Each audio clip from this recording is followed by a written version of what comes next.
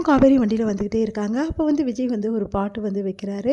அப்போ வந்து சூப்பரான அந்த கண்ணை கலைமானி பாட்டை வந்து அப்படியே வந்து ஹம் பண்ணிகிட்டே வராங்க நம்ம காவேரி கூடவே. அதை பார்த்துட்டு விஜய் வந்து ரொம்ப சந்தோஷமடைகிறாரு. காவேரி அப்படின்னு சொல்லிட்டு கட் பண்ணுறாரு பாட்டை. ஏன் கட் பண்ணீங்க அப்படின்னு ஒன்று இல்லை காவேரி, இப்போ வந்து ஏசுதாஸ் வந்து போட்டியாக வந்து பாடிட்டே வந்த, இப்போ நான் என்ன கேட்குறேன், எனக்கு ஆசையாக இருக்கும் உன் குரலை கேட்கணும்னு, எனக்காக நீயே பாட அப்படின்றாரு. அதை கேட்டு ஏன் வெண்ணிலாவுக்கு வாய்ஸ் ரொம்ப நல்லா இருக்குமா அப்படின்னு கேட்குறாங்க. ஏன் காவேரி நம்ம 2 பேருக்குள்ளே வெண்ணிலா விழுக்கிற அப்படின்னோடனே, இல்லைங்க நீங்கள் பாட்டு பாட சொல்லி சொல்கிறீங்களா, அதுக்கு தான் கேட்குறேன். ஏன் நான் பாட்டு பாட சொன்னால் நீ பாடக்கூடாதா, நான் ஏன் பாடணும், என்ன காவேரி இப்படிலாம் பேசுகிற, புருஷன் பொண்டாட்டினா ஒரு வந்து சந்தோஷமாக இருக்கிற டைமை விட்டுட்டு நீ பாட்டுங்க ஏதோ பேசிட்டு வரிய காவேரி, நீங்கள் தான் ஏதோ பேசுகிறீங்க அப்படின்றாங்க. என்ன காவேரி இப்படிலாம் பேசினா எப்படி, இங்கே பாருங்கள் நீங்கள் பண்ண வேலை கொஞ்சம் நெஞ்சமாக டைவர்ஸ் பேப்பரில் சைனை வாங்கிட்டு இப்போ என்னமோ வந்து புருஷன் பொண்டாட்டின்றீங்க, சைன் வாங்கி வச்சுருவீங்களா, அதுக்கப்புறம் நீங்கள் என்ன வேணாலும் பண்ணுவீங்களா அப்படின்றாங்க.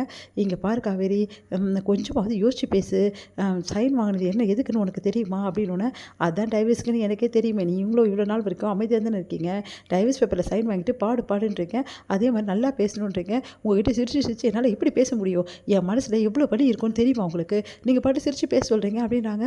உன்னையும் வந்து அப்படியே யோசிக்கிறாரு விஜய். பாவம் காவேரி, அவன் மனசில் ரொம்ப நோக்கடிச்சிட்டேன், உண்மையை சொல்லாமே அவளுக்கு வச்சிருக்கலாம்னு நினச்சேன், ஆனால் அவள் இப்படி மட்டும் கஷ்டப்படுறதை என்னால் பார்க்க முடியாது, இப்போவே உண்மை எல்லாத்தையும் சொல்லிடலாம் காவேரி கிட்ட. காவேரி நான் எதனால தெரியுமா அவன்கிட்ட சைன் வாங்கினேன் அப்படி சொல்ல வராரு. கரெக்டாக யாரோ வந்து வண்டியை வந்து முன்னாடி இடிச்சிடுறாங்க. அது சொல்லிடுறாரு விஜய். என்ன ஆச்சு அப்படின்னு சொல்லிட்டு போய் பார்க்குறாரு. பார்த்தா வெளியே வந்து ஒருத்தவங்க இடிக்கிறாங்க காரை. அதை பார்த்துட்டு வந்து செமைய டென்ஷன் ஆகிறாரு. ஒழுங்காக வண்டி ஓட்ட தெரியாது உங்களுக்கு, இப்படி தான் வந்து இடிப்பீங்களா அப்படின்னு சொல்லிட்டு அவங்ககிட்ட வந்து கத்திட்டு இருக்காரு. இங்கே காவேரி வந்து வெளியே இருந்து வராங்க. பார்த்தா அவங்க நெத்தியில் ரத்தமாக ஒழியுது. அதை பார்த்து விஜய் அதிர்ச்சி அடைகிறாரு. உடனே அவங்களுக்கு வந்து டாக்டர் கிட்ட கூட்டின்னு போயிட்டு அவங்களுக்கு கட்டெல்லாம் போடுறாரு. அடுத்து வந்து ரொம்ப பதறி போகிறாரு. வீட்டுக்கு கூட்டின்னு வராரு விஜய். வீட்டுக்கு கூட்டினோன்னா தாத்தா எல்லாருமே ரொம்ப பதறி போகிறாங்க. என்னாச்சு காவேரிக்கே அப்படின்னு சொல்லிட்டு கேட்குறாங்க. இந்த மாதிரி ட்ரைன் பண்ணும்போது இந்த மாதிரி ஆயிடுச்சு தாத்தா அப்படின்னு சொன்னாங்க. என்னடாப்பா சீல்டு பெல்ட் போட்டிருந்தியா இல்லையாம்மா, போட்டிருந்தேன், திடீர்னு பிரேக் போட்டோன்னே நான் இடிச்சுக்கிட்டேன் தாத்தா அப்படின்னு சொல்லிட்டு சொல்கிறாங்க காவேரி. ஐயோ இந்த அளவு ஆழமாக அடிபட்டிருக்கேம்மா, ஆமாம் தாத்தா கொஞ்சம் ஆழமாக தான் அடிபட்டிருக்கு, ஆனால் டாக்டர் சொல்லிட்டாரு 2 நாள் கம்ப்ளீட்டாக ரெஸ்ட் எடுத்து அதே டைமில் காவேரி பத்திரமா பார்த்துக்கினா சீக்கிரமாகவே குணமாயிடும் சொல்லியிருக்காரு. அது மட்டும் கிடையாது, காவேரியை நானே பத்திரமா பார்த்துக்க போகிறேன் அப்படின்னு சொன்னேன். நீங்கள் காவேரியை பார்த்துக்கினா இங்கே வெண்ணிலாவை யார் பார்த்துக்கிறது அப்படின்னு சொல்லிட்டு உள்ளேருந்து வெளியே வராங்க ராகினி.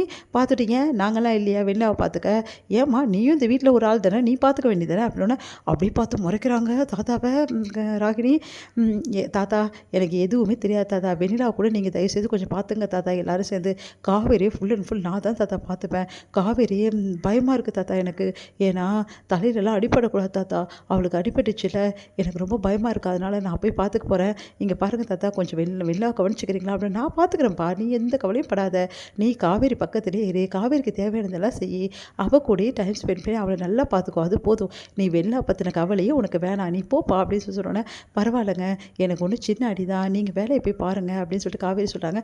நீ அமைதியாக இருக்க மாட்டியா காவேரி, அதெல்லாம் தெரியாது, உன்னை பார்த்துக்கிறவங்களுக்கு வேறு வேலை இருக்குது எனக்கு, பார்ப்போலாம் அப்படின்னு சொல்லிட்டு தோல் மேலே கை போட்டுட்டு அப்படியே காவேரியை வந்து கூட்டிகிட்டு போகிறாரு உள்ள. இதையெல்லாம் பார்த்து ராகினிக்கு வயிறாக ஏறிது, தாங்கவே முடியல, பார்த்து டென்ஷன் ஆகிறாங்க. உன்னையும் வந்து அப்படியே பார்த்து முறைக்கிறாங்க. இதை பார்த்து தாத்தா வந்து என்னம்மா உனக்கு வேறு தனியாக சொல்லணுமா, வேலை இருந்தால் போய் பாருப்போ, எதுக்கு தேவையில்லாம் புருஷன் பொண்டாட்டி பேச்சுக்கலாம் நீ வர, அவங்க கூட என்ன நடந்தால் உனக்கு என்ன வந்தது, நானும் பார்த்து தான் இருக்கேம்மா, இப்போல்லாம் நீ தேவையில்லாமல் விஜய் காவேரி விஷயத்தை தலையிற நிறுத்திக்கோ அப்படின்றாங்க. இந்த தாத்தா வேறு அப்படி சொல்லிட்டு அப்படியே போகிறாங்க ராகினி. இங்கே வந்து எப்படியாவது வந்து விஜய் வெளியே வந்து கூட்டின்னு வரணுமே, இங்கே வெண்ணிலாக்கு எதாவது பிரச்சனைனா கண்டிப்பாக வருவார் அப்படின்னு சொல்லிட்டு விஜய் கூப்பிட்றாங்க. உடனே தாத்தா வந்து வெளியே நிற்கிற, என்னம்மா வேணும் உனக்கு அப்படின்னோடனே, இல்லை வெண்ணிலா வந்து விஜய் கூப்பிட்றாங்க, அவள் வாய் திறந்து கூப்பிட்டா நீ பார்த்த அப்படின்னோடனே, இல்லை கூப்பிடமா தான் இருந்துச்சு அப்படின்னு, அதை நான் பார்த்துக்கிறேன், என் பொண்டாட்டி உள்ளே தான் இருக்கா, இது தெரியாமல் சும்மா விஜய் கூப்பிடாத, உன் வேலையை மட்டும் போய் பாரு. ஐயோ இப்படி பண்ணுறாரே தாத்தா, என்ன பண்ணுறதுன்னு தெரியலையே, விஜயும் காவேரியும் ஒன்றா இருக்காங்களே, 2 பேரும் ரொம்ப மறுபடியும் வந்து ஒன்றாயிட்டாங்கன்னா என்ன பண்ணுறது, அது ஆகக்கூடாது, அவங்களுக்குள்ள பிரச்சனை தீரக்கூடாது அப்படி டென்ஷனாக வராங்க. இங்கே விஜய் வந்து பார்த்து காவேரியை பார்த்துக்கிறாரு. சின்ன காயந்தான் நானே பண்ணிப்பேன் எல்லாமே, அதெல்லாம் தெரியாது அப்படின்னு சொல்லிட்டு அவரே வந்து சாப்பாடு ஊட்டி விட்டார். அதுக்கப்புறம் படுக்க வைக்கிறாரு. இதெல்லாம் பார்த்த காவேரி சந்தோஷம் தாங்கவே முடியல.